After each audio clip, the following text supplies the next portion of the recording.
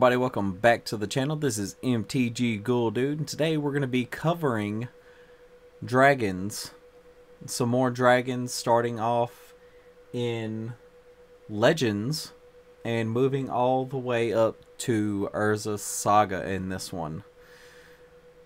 Now, I do want to apologize because in my last video I did not premise that I was going to do the core sets.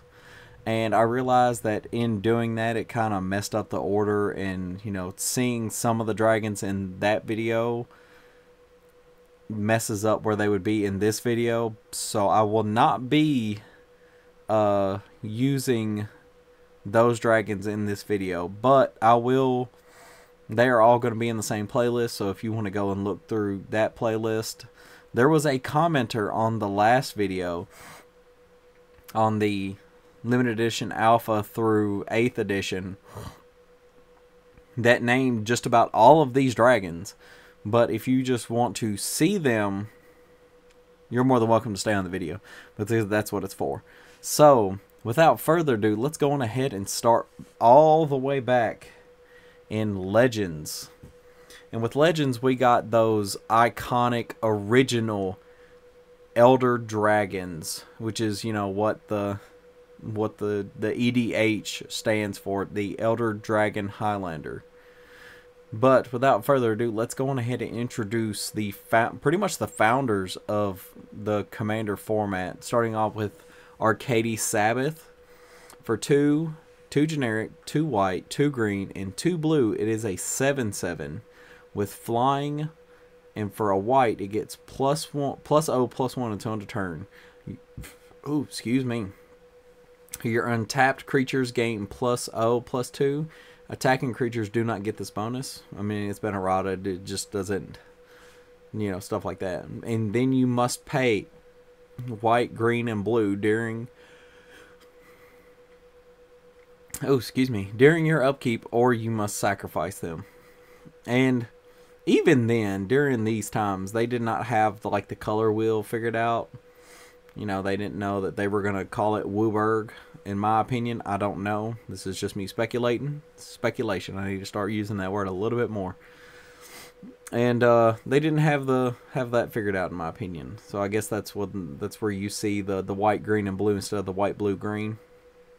Stuff like that. But, you know, for Arcady, this is the original Arcades. If you know, you're a newer player and you just know what someone in my play group promptly named him Senior Buttfight, then that's how you know Arcades. Chromium for 2 generic, 2 black, 2 blue, and 2 white.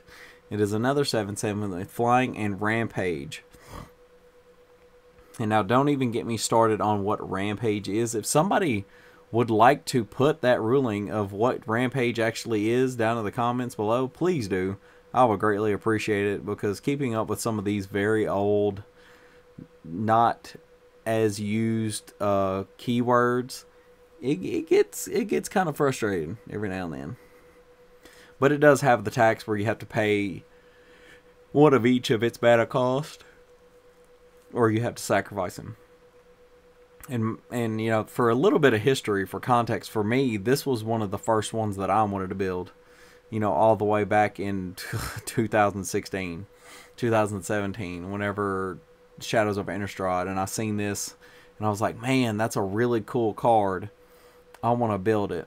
And then I was like, man, that's a very expensive commander. Looking at it now, and I was just like, ugh, who would want to play that? But, you know, I'm not going to knock anybody that wants to play original EDH, as, you know, they built it, as they created the format with.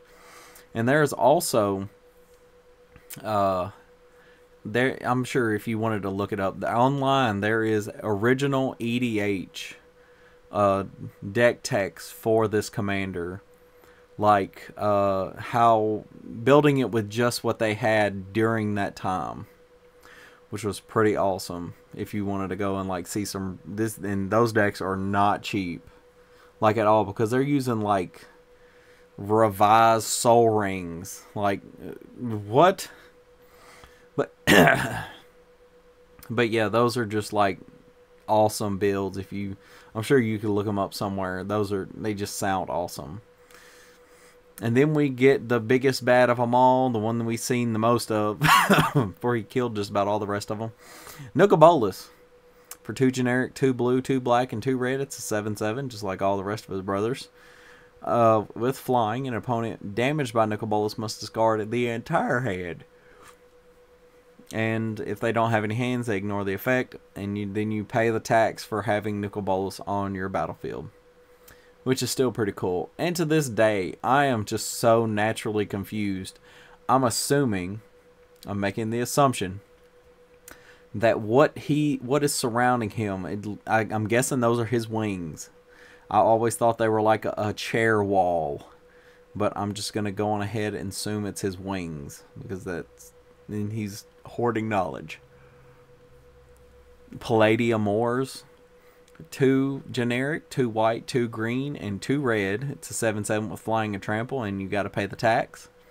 This one is probably the scariest, in my opinion, of all the arts. Like, this is the most gruesome, because you see, if I remember correctly, Palladia was a female dragon? That's an assumption.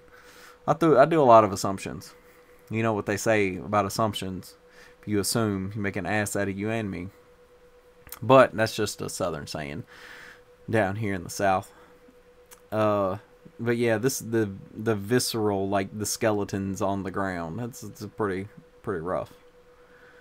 Vivictus.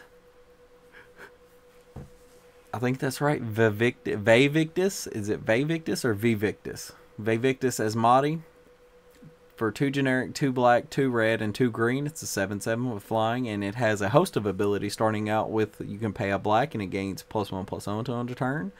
A red, it does the same, and a green, it does the same, but you have to pay the tax. Which is pretty neat that they made you pay the tax for each of one of those. And now we move into Mirage, where we had one dragon that was in the Mirage set, and we will not be covering it again. But we're going to start out with Canopy Dragon, and that's just a weird looking dragon because it has what I'm assuming only 5 arms. Where's the symmetry? There we go. I was going to get there. The symmetry in the art, like, why only 5? I don't know. You can see like a foot or something on the bottom right hand of the art on the card. But for 4 and 2 green, it's a 4/4 with trample. That's not bad. And for 1 and a green, flying and loses trample. It gains flying and loses trample until end of turn. Which, you know, to be honest, for 2 mana, a 4/4, it could be better. But I mean, hey, evasion is evasion. And then we move on to Catacomb Dragon for 4 and 2 black. And this one is... this one doesn't have any arms. This one's arms is its wings. And that would be a wyvern. That is not a dragon, if I'm correct. If you know the difference between a wyvern, a dragon, a drake, you know, leave that down in the comments below. But I believe this is not what they would call a atypical dragon. But then again, you know, early days, atypical dragons weren't really just stamped out. So, artist's interpretation. But for the 6 mana, it's a 4/4 with flying, and whenever it is blocked by a non-artifact, non-dragon creature, that creature's power is halved and rounded up until end of turn. That creature's power is halved, rounded up until end of turn. That's... so if it's 4/4, it's a 2/2 now. It's pretty strange. Mist Dragon for 4 and 2 blue, it's a 4/4. For 0, you can give it flying. For 0, it loses flying, and for 5 mana, it phases out. Not gonna lie, that could actually be pretty useful nowadays. Tika's Dragon for 9 generic mana. It is a 5/5 artifact creature with flying, trample, and guess what? Rampage 4 with the reminder text. So for each creature assigned to block it beyond the first, this creature gets +4/+4 until end of turn. and it counts as a dragon. It says it on the card. And now we're going to move on to Visions with Firestorm Hellkite. And once again, it doesn't have any arms. It's using its wings as arms. But for 4, a blue and a red, it's a 6/6 with flying and trample and cumulative upkeep. Blue and red, which is very strange. Vesuvian Dragon. Viashivan. I don't know. I'm so iffy on some of these words. But for 2 generic, 2 red, and 2 green, it's a 4/4 with flying, and you can give it the fire breathing ability for +1/+0 until end of turn, or you can help it, defend better with the green and +0/+1. It's pretty nice. And now we're going to move into Portal, of all places, with the Alabaster Dragon and his brethren. Because for 4 generic and 2 white, it's a 4/4 with flying, and if it is put into your graveyard, shuffle it back into your deck, which is very unique for a dragon, because usually you only see those on your Eldrazi's and a few other creatures. Cloud Dragon for 5 and a blue, it's a 5/4 with flying, and it can only block flying creatures. Ebon Dragon for 5 and 2 black, it's a 5/4 with flying, and when it comes into play from your hand, you may force your opponent to choose and discard a card from their hand. That's pretty neat. For 6 mana, you get a dragon and a Thoughtseize, a random Thoughtseize. And then we get Fire Dragon for 6 generic and 3 red. That's wild. It's a 6/6 with flying, and when it comes into play from your hand, it deals to any one creature damage equal to the number of mountains you have in play. So it deals... No, that's pretty neat. And now we're moving on to Tempest with the single lone Wrathy Dragon. Wrathy? I wish these cards came with a vocalization of the word on them sometimes.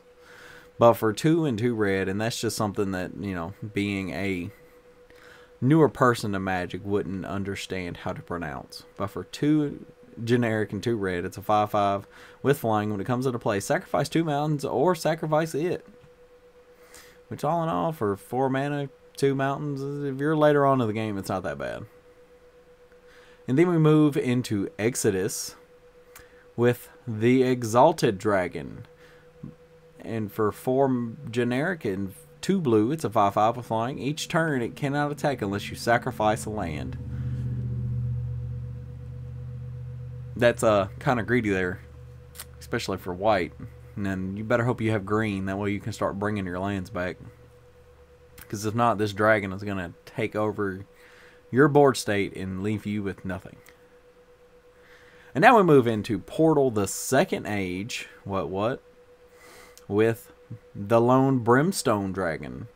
Because for 6 and 2 red, is a 6/6 with flying, and it has the haste. Brimstone Dragon is not affected by summoning sickness yet. It's a haste. And then we move into our last one with Urza'sSaga. With Lightning Dragon. For 2 generic and 2 red, it's a 4/4 with flying and echo. And during your upkeep, after this permanent comes under your control, when it comes into play, pay its casting cost or sacrifice it. And then it has the fire breathing ability. And on to our most prominently used and most apparently now overprinted card, the dragon that has seen the most competitive play, in my opinion.